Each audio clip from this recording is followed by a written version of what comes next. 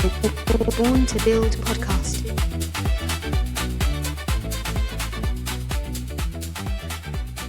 Welcome to Born to Build, conversations with the builders, founders, and pioneers driving change from the ground up, giving you the tools to build and grow your business. My name is Sam, and today I'm joined by Adrian Hope-Bailie. Adrian is the founder of Fynbos, building modern financial infrastructure designed for the realities of Africa's markets. With a background in open standards and payments, he brings a deep technical lens and long-term vision to the future of money movement. Welcome, Adrian. Great to chat with you today. Thanks for having me, Sam. Before we get into Fynbos, give us a bit of your story, your backstory. What were you building and working on before Fynbos? Sure. Career is, I'm a software developer originally. I was building software at least, before I started working. So probably first sort of venture into entrepreneurship was starting a website when I was still at university with a friend of mine. We built a rugby website, sarugby.com. It was sort of a coincidence of him owning the domain name. He had bought the domain name when he was still at school. Domain name. Yeah, this is going back. I'm going to age myself, but this is going back some time. He bought the domain name. He often jokes that he once got offered 2 test tickets by SA Rugby in exchange for the domain. He had the presence of mind to hold on to it. So, So he had the domain name, and we had some friends who were keen writers, and I did the tech. So I built the website, and we launched that from when we were still in res at UCT, and it was a lot of fun. Never made a huge amount of money, but we learned a lot. I think at one point we were sort of in the top 10 sort of websites by visitors in the country, unsurprisingly, given that South Africans love their rugby. And we did some really cool, like, pioneering stuff on the tech side. We built a live scoring system, which was a lot of fun, where we would sit and watch the games and be capturing things as they happen, capturing events, and then that would obviously be getting broadcast onto our live scoring. That's kind of I guess it's table stakes these days to be able to track games live. But at the time, our hosting provider had to call us up after the first, I think it might have still been Super 10 or Super 12 game, and tell us they needed to move us off our shared server because we kept bringing the server down. That kind of stuff. Like, suddenly you get these big influxes of traffic at like 10 o'clock in the morning on a Friday because everyone was at work and wanted to track what was happening in the game. And meanwhile, there were 3 students sitting there capturing everything and watching it on TV. So that was, I guess that was the beginning, sarugby.com. I got engaged in April 2007 and decided I needed to get serious and get a real job. And so, got involved in a couple of companies locally just as a contractor. And then when I got married at the end of that year, I went overseas. So my wife and I lived in Ireland, in Dublin, for almost 2 years. And that was also, I guess, interesting. Like, all these things along the way have sort of contributed little pieces, because when we lived in Dublin, I worked for a really interesting little company that had been formed by all the big internet companies. So I'm trying to remember, but it was back in the day of Nokia, Google. The company was called .mobi. Basically, what they did is they sold the .mobi domain name, but they did that as a way to sort of fund a whole lot of research and development in mobile internet. So this is like the early days when, pre-smartphones and people thinking about how is the internet going to, appear on phones. And we were involved at the W3C, the web standards body. So that was really influential on my later career. And we're building interesting tools to help people build for the internet on phones. So that was, really interesting. And a lot of what I learned then, I probably came back to now and later on in the sort of product building part of my career, because after that, when we came back to South Africa, and thinking about it now, I clearly go through these phases of needing to get serious. I came back and decided, no, I wanted to go work in like more of an enterprisey company. I wanted to understand how software development was done at that level. I didn't want to just be programming in PHP. So I got a job, knowing nothing about payments or anything. I got a job at a company that builds card processing systems. So that company actually was later acquired and is part of a big global business called ACI Worldwide now. But anyone in the payments industry in South Africa will remember their product called Postillion. It's like a card payment switch. It was used by all the big retailers, most of the big banks, and it was the like back end engine that handled card messaging, card transaction processing. So again, really interesting sort of stage in my career, and learned a lot then about the difference between the big enterprise and the small startup, and just the whole culture and the way things got done, and so on. But also that was, for me, the beginning of getting into payments and fintech and the financial services industry. So I was in that world for a long time, until I met the CTO and one of the other staff from Ripple, a big blockchain company based out of San Fran. We met on a mailing list. So obviously at that point I was, very interested in payments, and had come back to my days of W3C and was actually on a mailing list in the W3C community about payments. And we were talking about, blockchainy stuff. And this is going back like 2013, 2014. Made some comment about, I think, Ripple and Stellar or something like that. And we were starting to, at work at the time, like take some interest in how blockchain could be used for payments. And anyway, that conversation turned into a job offer, turned into working for Ripple. Fortunately, remotely. Originally, the plan was I was going to go and live in San Francisco, but I just started having kids, and moving the whole family was going to be quite a thing. We explored it, but we decided we preferred South Africa, and the opportunity to work remotely did mean I was able to move to Cape Town, which is really nice. We've loved living here. I've been here 10 years now. I've been kind of in that world ever since. So Ripple was about almost 4 years. Ripple led to Coil, which was started by Stefan Thomas, who was the CTO, the guy that basically hired me at Ripple. So I joined him at Coil, and Coil funded Fynbos. We built a little team down here in Cape Town when Coil first started. And that team's focus was originally on a project that Ripple had been doing with the Bill and Melinda Gates Foundation to do kind of mobile money processing. And again, it's like weird how all these pieces come together. I mean, we were effectively consulting on a project that was building what was kind of the equivalent of an open source Postillion. So an open source version of what I had been involved in, but for mobile money, targeted at, developing countries. So just a lot of good fortune in terms of where I ended up and where the skills I had acquired, became useful. So we built a little team down here in Cape Town, and that team is my co-founders. We I think once we all got to know each other,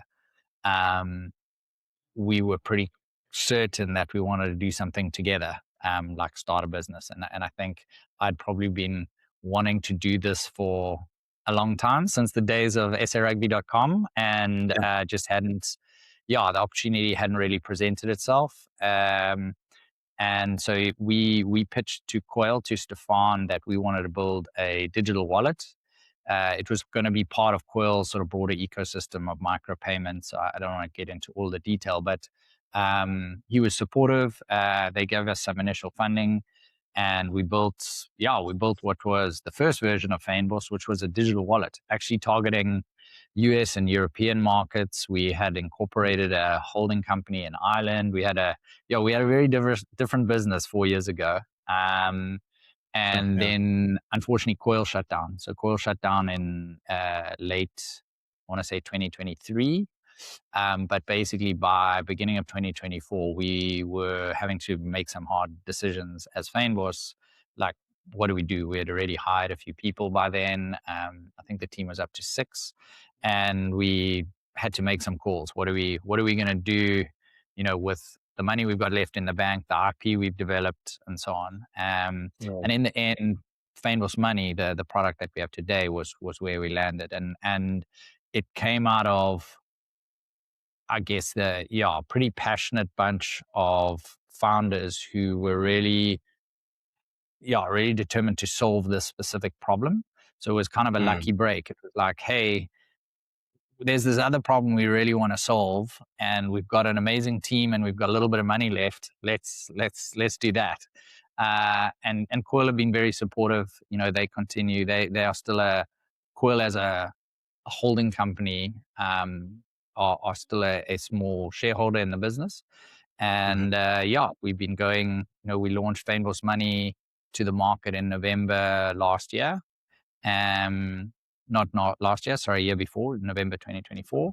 And I've been going strength to strength. It's sort of this time of the year is a great time to sort of measure how you're doing in this space, because it's the end of the tax year, and we know from talking to other people in the industry, this is where things really take off. So you've got to kind of measure yourself at the end of February. How did we do for the year? And for us, we are pretty much 10x or more on all our numbers from this time last year. So really, doing very nicely. The reception to the product's been great, and that's kind of the long and windy road of how we ended up where we are. Yeah, amazing. Before I get to the next question, quickly, what year, as a fellow UCT alumni, what year did you graduate, and what did you study? I studied business science. I started out with IS as my major. Decided the programming was a bit too basic for me because I had already been programming for a while before. So switched to comp-sci, and then decided the programming was too boring for me. So switched back to IS. It may have been the falling asleep in lectures trying to understand C++. That was the contributing factor. But I've never been a systems programmer. I really, for some reason, comp-sci just didn't gel with me. I much preferred the problem solving side than the real, like, down in the weeds computer science. But it's interesting because I think I've learned a lot since then that probably I would have learned if I'd done comp-sci, and I find very interesting. But maybe I was just, it's the wrong time in my life to have had made that decision.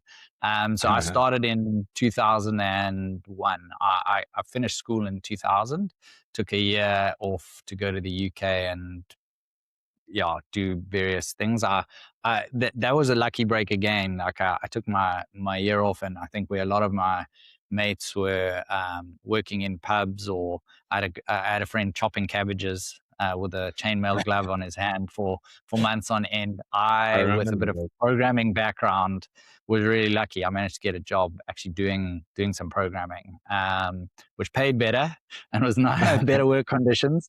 So that was that's what I did for my year in between, and then came back to UCT and started in 2002. Finished. Got to do the maths. We've got a reunion coming up pretty soon, actually, 25-year reunion. So amazing.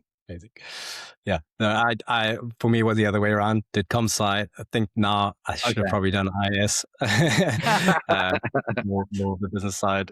Comp-sci was pretty dry, and especially because you'd have to do so much maths and stats and all this other stuff that I wasn't too interested in. I'm fascinated to think where all of this is going to go now with AI. How much of those skills are transferable, how much are critical. We're using a lot of AI assistance in our engineering, and it's the guys say it's just changed how you think about engineering entirely. Totally. Yeah, no, I appreciate definitely seeing that moving very, very quickly as well. Now, you mentioned quite a pivot there, right? You started with a digital wallet, moved to your investment, tax-free investments accounts, and various investment accounts. Tell us a little bit more about that that pivot, what did you see in the market that made you say, okay, let's do this, let's pivot towards this? Clearly, it's paid out well, that move.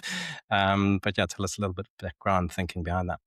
Sure. I mean, I guess we didn't dive straight into it. We actually, when we realized that we were going to struggle with the wallet, and part of the reason why we made that call was Coil was kind of about distribution, right? So they were investing a lot in building this ecosystem for micropayments. And we were supposed to be one of many wallets in that ecosystem. And the rationale for why Fynbos was started is the existing wallets in that ecosystem were all crypto wallets. And so there was a bit of a challenge there where a lot of the people who were interested in what Coil were doing came from the W3C, like web community, indie web people who liked the idea of cool micropayments online and let's not rely entirely on advertising, but were also not into or interested in crypto at all. In fact, a lot of them had a bit of a crypto aversion. So it was the rationale there was we needed a wallet that just used normal everyday, money, top it up with your card or your bank account, and pay in that way. So we did look at options for how we could repurpose that tech and that IP differently. We thought maybe, there were like online communities where a different digital wallet made sense. We'd built some really cool stuff in terms of identity verification actually into the wallet. So you could sign up and you could like set up proofs that your wallet belonged to you and was tied to specific public social proofs like your Facebook account or your Twitter account or stuff like that. So we thought we could try and leverage that. We thought maybe there's an opportunity here to go into like online trading groups and say, look, we know these are low trust environments. Here's a digital wallet that adds a trust element. It's not just like some handle on a PayPal wallet. I can actually verify, hey, the person who's paying me or says they paid me is this, individual. Good in theory, didn't work out in practice. Matt and I joined a couple of, online groups. We got onto Discord. We found people trading sneakers and Pokemon cards and things. And we said, hey, like, can we buy this Pokemon card from you? But do you mind if we use our wallet to pay? We're trying to learn about, how this works and so on. And I mean, in hindsight, obviously not. They were like, wait a minute. you wanna pay me to get paid in a different way. And it was just screaming scammer. Everything we try to do. We even recruited a group of students in the US to try and sort of help us test this out. And yeah, it was just going nowhere. So I think our first realization there was, and I guess everyone will tell you this in the startup world, distribution is everything, right? Like your product can be amazing, but if you have no way to get it into the hands of your customers, that's not going to help. So we realized like we were going nowhere trying to build a product where our first target customers were in the US and Europe when we were all sitting here in Cape Town. So that was sort of the rationale for why we had to pivot. We couldn't just continue using the wallet and trying to do something with that. So we actually explored a couple of options. We explored a product.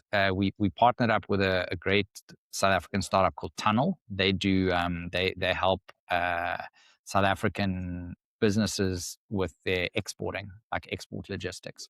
So a lot of their customers would be people who have, e-commerce stores and really great brands locally that are starting to get a lot of interest from foreign customers, but are struggling, but let's say they work with local logistics partners. And so to ship overseas is like a whole new challenge for them. So Tunnel assists with that. But what Tunnel we're finding is a lot of those customers were still struggling to get paid. So if anyone's listening and wants to go after an opportunity, that is still a big opportunity. It just turned out to not be the opportunity for us. So we did some exploration there with one or two of Tunnel's customers to see how can we help them to get paid more easily by foreign customers. And I think there's companies locally who are taking this more seriously now. Some of the existing payment gateways do have options there, but they were expensive and not great at the time. So that was something we explored.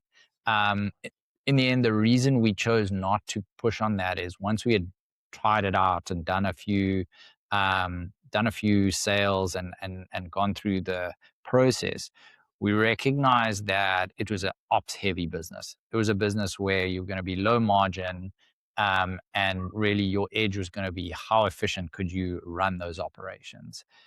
For us, we were looking for tech leverage. Like, we're a product building company. We're a bunch of people who are very good at building products. This wasn't a product where your leverage was going to come from the quality of the product itself. So Right. yeah, that's why we passed on that one. Another one we looked at, which was kind of interesting, was, and actually I'd be interested to know where that would be today, given what's happened since, was a stable coin thing. Um, but a slightly different one. It was an interesting idea that we'd come across in the Bitcoin community, where guys were proposing a way to use Bitcoin as the collateral for stable coins. So you hold a stable coin, let's say, that's denominated in dollars or rands, but the underlying collateral is actually Bitcoin. And so it's obviously, there's a bit of risk there tied to the Bitcoin price, and so you would counter that by buying futures contracts against Bitcoin. So you'd have, let's say it's $1 million in the stable coin. You'd have a bunch of Bitcoin, and that Bitcoin might be worth more or less than $1 million on any given day, but you'd have contracts that made up for the difference. So that was really interesting. But we thought probably a little bit too ahead of its time, so we passed on that one. And actually, in the end, why we decided to do Fynbos Money was probably all the right reasons. Was it was a problem we wanted to solve for ourselves. It was, I guess, a problem we had seen amongst friends and family, and it boiled down to, I guess, a lack of confidence in knowing how to manage all of this stuff for yourself, manage your own finances, knowing that you're doing the right thing. So a couple of my co-founders are very into this stuff. They do it for themselves, have read lots of books, have studied it. We now obviously have a certified financial planner as one of our partners who joined us when we did make this pivot. But what they had found is they really struggled to help friends get this stuff right. Like, they would say, they'd become kind of the go-to guy, in their family or in their friendship circle. Hey Matt, like, I've got 5,000 rand a month that I know I should be investing. Like, I'm sitting in a savings account at my bank. What should I do? And when he would go through the process of saying, okay, well, have you got a tax-free savings account? Have you got an RA? Like, just the basic stuff. Have you got an emergency fund set up? Often answer was no. And then even after explaining why that stuff's important and how to do it, he would often lose. Like, people would be like, yeah, no, it's too complicated or whatever. I think I'll just go find a financial advisor and pay them to do it for me. And so it wasn't that we were like anti-financial advisors, but for a lot of young professionals, like, the complexity of the complexity is really low. Like, a lot of your basic stuff that you can do yourself, most people can do for at least the first 10, 20 years of their career. Like, unless you have some huge windfall or something, there's the stuff is, it mostly actually comes down to confidence and emotional things, like, feeling like you know what you're doing, and not second guessing yourself, or even just being able to do it yourself and then have somebody like just look over your shoulder and pat you on the back and say, yep, that looks good. And so that's kind of the point at which we started. We actually built a platform that had no execution capabilities initially. It was just purely guidance. You sign up and you say, answer some questions, and you would say, do I have an emergency fund? How much am I earning each month? Those kinds of things. And we'd just give you, set up sort of a system for you and send you WhatsApp messages every month and tell you, hey, based on your plan, like, you should be putting 5,000 rand into your emergency fund. And people loved it. They loved the idea of it, but they didn't do anything. So what we realized very quickly was people wanted the system to do the work for them as well. Like, they got lost at the, okay, go put money into your emergency fund. Okay, what's an emergency fund? Where must I get one? Like, how must I do it? And so that's, I guess, that realization is what led us into what is Fynbos today. So we built the sort of the execution capability in the latter half of 2024, and launched it in November. And that was, I think that was when we started to feel really confident about this opportunity. It's like we had so much interest and so much excitement about what we had built that didn't even have that execution. Um, that then when we Mm. started to look at where there were additional opportunities to, introduce different price models and really change the way people think about doing this stuff.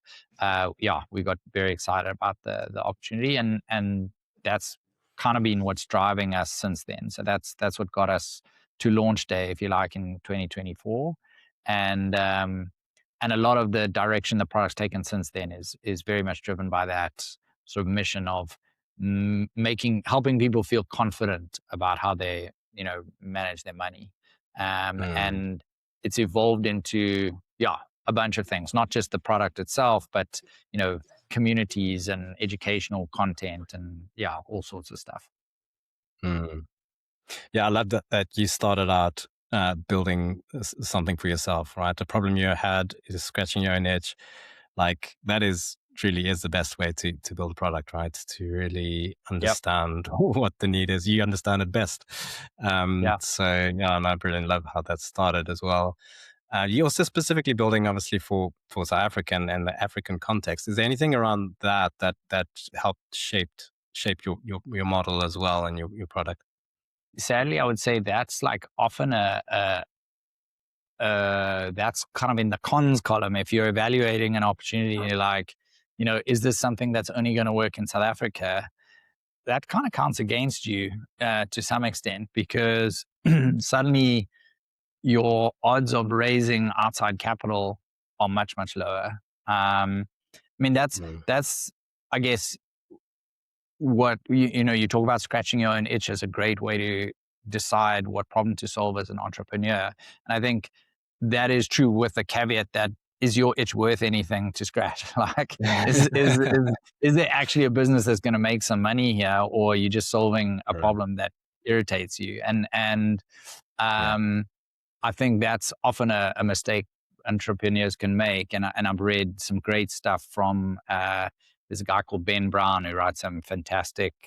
He's a VC in the US, and he writes some really great stuff about fintech, especially. And he did a whole column on this at one point. But yeah, picking an opportunity that actually has some potential to become a sustainable, durable business is also part of the evaluation. And I Mm. think part of what helped us get over that hump, which won't apply for everyone, is we we didn't need to go out and look for VC funding. We had a bit of funding initially to sort of get ourselves through, let's call it the seed stage. And then we've funded the business ourselves since then. And that's not necessarily going to be the case forever, but we've managed to get ourselves pretty far without having to raise VC money. Because I think, like, a lot of people have a misconception about VC and what VC is supposed to be. Like, a venture capitalist puts money into your business because they think there's a chance of like 100xing that money. Right. There's a high chance it goes to nothing, but there is a chance that it goes to 100 times. And it's the whole power law dynamic of, I invest in 100 businesses and 99 of them go to nothing, but the one that shoots the lights out pays for everything. That's what Mm. basically funds gets the investors their return. So yeah, being focused purely on South Africa, or purely Africa, I think often will make your business a difficult VC bet. That's just the Mhm. reality. Like, how big is the market for wealth management in South Africa? It's not huge. We do think it's big Mm. enough, but not probably big enough to like justify massive VC valuations. So that was probably that I would say is one challenge. Um, I think if you're going to build in fintech in general, that's challenging. Again, we were very fortunate that we took on a fifth co-founder, a partner who was already a licensed financial advisor, had a small practice of his own, had all the licenses and stuff in place. And so, you know, when Ben joined us, that just sort of took a lot of that off the table. I think if you're starting from scratch and you need to do that, that's a pain. The compliance stuff, the actual compliance itself is not a problem. I think these days things like identity verification and AML screening and fraud monitoring, and just making sure you meet all the compliance regulations, that's pretty commoditized. Like there's amazing tech out there, local and foreign businesses that are making all of that stuff really easy. But getting to that point that you're actually licensed to operate is not simple. So that's also, I would say, a bit of a challenge. But yeah, I think hands down the biggest challenge for building in South Africa or Africa is like, who's your market and are they big enough, to justify building this business? The temptation, I think, for most businesses that have great ambitions in South Africa is mass market. Like that's where everyone is looking. It's like, how do I be the next Capitec, not the next Investec? And so if you like us are building a product that really appeals to people with additional disposable income that they can invest, that is a much smaller market. You just got to accept that that's the case. And you've got to have a plan. So we have a strategy and a longer term plan about how, the business grows and evolves into that. But that doesn't, at this point, that strategy doesn't involve going outside of South Africa. It involves going wider and deeper rather than, looking offshore.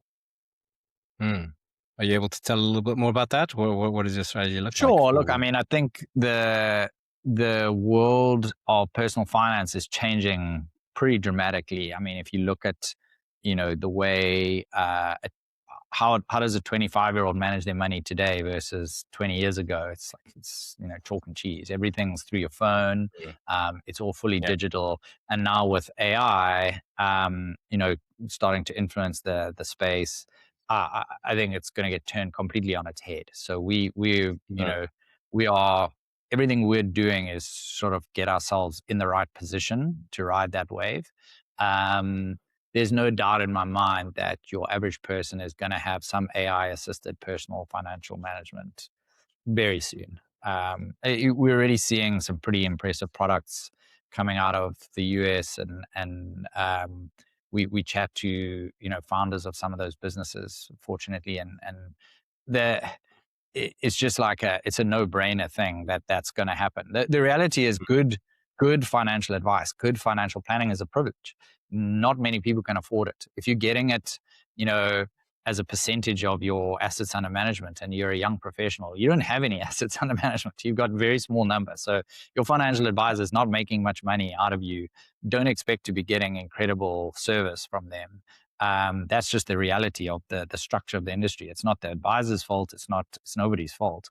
The only way they make any real money out of you as a youngster or somebody with a small asset base is by selling you insurance. So it kind of, the system itself is a little bit broken. And so if we can imagine that in the next year or two, AI completely commoditizes the ability to just build a financial plan. And it will. I think we're naive to think it won't. There'll be good ones and there'll be bad ones. There's going to be a range of quality, but it's almost certain that people are doing it already. I mean, I see it on a couple of the personal finance forums like Reddit and so on, where you see people will ask a question and the first response will be, okay, well, this is what I got out of Gemini. This is and it's normally a pretty good answer. So yeah, I think that's got to be a big piece of where we're going. And then I guess the question in terms of growth is, how do we as a company grow if we're not looking to go outside South Africa? Well, we broaden what the product offering. Right now, we're very focused on investments and helping people, get their sort of personal finance and long-term investing and so on better set up, and thinking about the business model there, and trying to offer something that's more of a platform annuity based sort of setup, where I'm paying a flat fee, I get access to this service or this community, and then I get services on the back of that. So what the way we see that evolving is, what other services then can we start to introduce, and will those always be built in as part of the platform fee, or do we start having add-ons or additional tiers? So maybe, maybe there's a more expensive tier down the line which brings in extra features like AI driven advice, or a white glove kind of sort of personal financial planning service, or who knows. There's a whole lot more to this world. Like, if you think of a person's personal finances that we're not covering: lending, insurance, daily transactional stuff. I mean, there's no reason why, within, I would imagine, a year or two, you wouldn't want a Fynbos card, and that's what you use for your day-to-day transacting. And that card is pre-programmed to draw down from different savings pots and budgets based on where you spend, so that rather than budgeting being something you do up front and then reconcile later, you just, as you spend, that money comes out of the right pot. Those kinds of things. All of that kind of stuff, I think, is possible. For us, it'll be driven by what our customers are asking us for. Yeah, brilliant. When you scaled very, very quickly, you're saying in the last year, 10X'd, clearly there's something you're doing right there. It's a hard space to, it's all about trust, right? You're needing to build credibility in a market. How do you do that? How did you build that trust so quickly as well? Yeah, I think it's a lot like investing. Trust, the best ingredient is time, unfortunately. It is hard. Like, we deal with it almost every day. People asking questions. I had someone on customer support this morning asking me, well, how do I know my account won't disappear tomorrow? And I think people have been burned too many times. So obviously, having worked through a proper licensing regime and stuff helps. People know that we are licensed to do what we do, and we take the compliance side very seriously and do all of that stuff properly. But we invest a lot in long-term brand building, if you like. For us, the only way this works long-term is we provide exceptional customer service, and we make sure whatever we build enables us to scale that. So, we run customer support. We don't outsource it to a call center or we don't have a customer support department. It's myself and my co-founders and the rest of the staff here are online. When a WhatsApp message comes in and someone asks a question, it's us answering those questions. And I think that helps with two things. One, you're getting support from people who really care, because it's our business and we care about making sure they're well supported.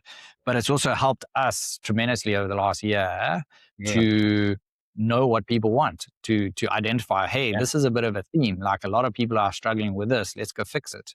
And I think the temptation is, when you're growing, to think, okay, cool, customer support must also grow, and we're getting more customer support queries, so we just hire more people. Whereas the long-term solution is, well, actually figure out what's causing the most problems for customers and go fix that. So that's a lot easier to do if we're the ones running that. So yeah, I think part of the trust thing is you've just got to invest in it continuously. And again, I think this does come back to our good fortune that we are not under pressure from a VC to hit certain numbers, or to, specifically on the revenue side. It's not like, guys, we need to be, X ARR by the end of next year. So we take a lot of decisions that are very long-term focused. We want to build a durable, sustainable business. We're very confident that if we can delight, a few thousand customers, and they just love our platform and they're happy to pay their R100 a month to be part of this community, that gets us to, a break-even point pretty soon. And then, you can just keep reinvesting in the business and the brand, and making sure that your focus is not necessarily purely on growth, but just on reducing churn, I guess is the way to put it. Like, making sure every customer is delighted. And we know from the industry, if you look at companies like Revolut or Nubank that have grown massively in this fintech space, referrals are more than half of their new customers. Like once they've sort of established themselves and they have delighted that first, cohort of customers, so much of the growth after that comes from new customers. It's people sorry, at least comes from referrals. So it's people Right. telling their friends, telling their family. So we're like investing heavily in making that something that people can do as well. That if you love us, you're going to tell your friends about us. And then it's kind of on us to just make sure all the rest is really smooth and easy, and we can deliver on the promises we're making. Just a tip: make the referral a pretty sweet deal. I think I've seen some other things in the market there where it's like 50 rand. Okay, well, I'm not going to bother with that. Well, that's interesting. Like the whole beautiful. psychology around referrals. I mean, we've done a lot of research on this and looked into it. Our referral program is pretty simplistic at the moment and pretty, well, when I say simplistic, the offering is not complicated. You don't have to, jump through 5 hoops and do this and do that. It's as simple as if you refer someone and they invest, you each get a payout. That's it. Like you both get a reward. But we don't even offer the referral program to customers until they've been on the platform and invested for more than, I think it's 6 months at the moment. So it's still it's a very slow, like we don't have a lot of people who are even eligible to give referrals yet. And part of our thinking there is like, we don't want to buy new users, because if someone signs up to the platform just to get the referral bonus, but never actually plans to use it, that's not really a customer we want. We want them to come to us because they want to use the platform, and this is just a nice bonus. And the psychology around referrals, from what we've researched, is someone who gives a referral doesn't give the referral just to get the reward. Like the social capital is worth more than that money. Like if I refer you to a product and it's terrible, like I look like an idiot. And was 100 rand worth it to look like an idiot to your friends? Probably not. Even 500 rand. So the size of the reward, it's like it's a bit of a delicate science, I guess, more art than science. You don't want to make it so big that people are just trying to get the reward, but you don't want to make it, to your point, so small that it's like, well, why would I bother? So you want people inspired to do the referral because they love the product, but then add a little sweetener that like gets them over the hump. They'll actually make the effort to do it. Yeah, love it. I could speak about this a lot more because it's fascinating. Not to dig into it more. I mean, without a doubt, like for me, the most joy I've had in starting this business and building the business over the last year and a half or 2 is how much I've learned. I knew very little about the investment industry. I knew very little about like the whole consumer marketing and direct to consumer product building and marketing. The basics. Like there's a lot of stuff that's sort of intuitive and you can read about it and learn about it. But once you're doing it and you kind of seeing what's worked and what doesn't work, and you've made some horrible mistakes and you've had to like just move on. It's a pretty awesome experience. Yeah, well, like, zooming out from the fintech specifically, like building a company, you were employed for many years and then you started to build your own thing. What had you possibly misunderstood, and what do you think is commonly misunderstood about building a company from scratch? That's a good question.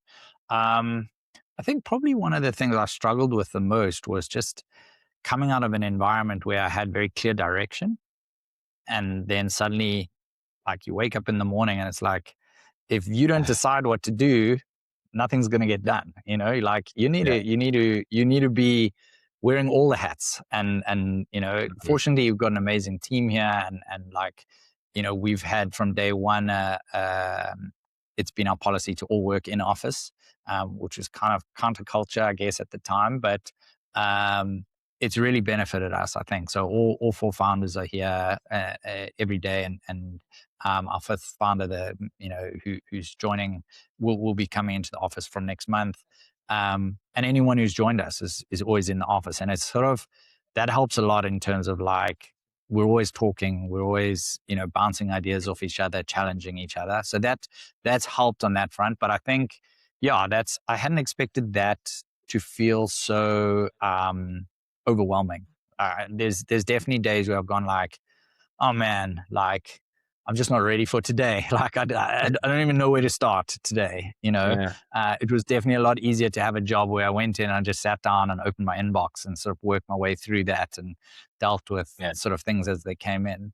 So I think that was, I guess, in hindsight, shouldn't have been a surprise, but I guess the emotional side of it certainly was. And then, I think people talk a lot about like how hard it is to build a business and the you work crazy hours and so on.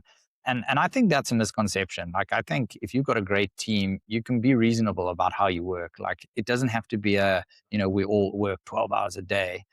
There's times where, like we've got crunch deadlines like the tax year end coming now where, guys are working harder than usual. But I don't think burning everybody out in the first year is a recipe for a durable business. Like, I don't think this crazy culture of like, working 6 days a week, from 6 to 9 or whatever the thing is. I don't think that's a prerequisite for a successful startup. Let's put it that way. I think we all value our personal time, and I've got kids. I don't want to miss out on my kids growing up just because I'm building a business. Like this business is not more important than my kids. So I think that's probably a misconception, or at least that's my opinion of things. I'm sure there's people out there hustling hard who will tell me I'm wrong, but we've done pretty well so far with a bunch of people who work hard when they work, but also are getting the balance right, in my opinion. Yeah, love it. Real nuggets there. I think it's important. We don't need more people that are burned out in our country. We need people that are on fire and creating jobs and but resting well as well. So I love it. Talking about fire, I'd always do a few rapid fire questions at the end. Sure. So just to close us off, you get to choose either or: whiteboard brainstorm or deep solo work. Or whiteboard brainstorm every time. Clearly, you've got. I assume your office has some nice whiteboards as well. Yeah, I'm sitting in the office. There's one right here. Android or iPhone? I'm an iPhone. Hey? The office is heavily split, but I'm an iPhone. Optimist or realist? Oh, very much an optimist. Nice. Window seat or aisle? Ooh, I used to always be window. I'm much more an aisle person these days. I like being able to get up. Yeah. Lastly, if you were not building fintech, what would you build? If I wasn't building fintech, what would I be doing? Jeez, yeah, this is supposed to be rapid. Probably, I would love to be doing something more outdoorsy, maybe a farmer or something like that. I think many years at a desk in front of a computer, I would love to, have something a little bit more hands-on and practical outside. Don't know what it is, but something like that. I can definitely relate to that. I had a bit of that now recently. Actually, we bought a house that we're going to rent out, and we've been renovating it. So I've been kind of running around and helping out there, and it felt like nice actually some physical labor for a change. I love that. I'm a kind of a handy person. I love doing that kind of stuff. I wouldn't mind a career change in that direction one day, but not for a little while. Once you've invested enough, and it's all maybe let's call it a lifestyle change. Maybe we can. Maybe it's a retirement. Maybe it's a retirement pursuit. Nice. Well, Adrian, so great to chat with you. Super insightful, super interesting, and just cheering you guys on. Sounds like you're on the right track. Thanks, Sam. Awesome. Yeah, it was great to chat. Really appreciate it.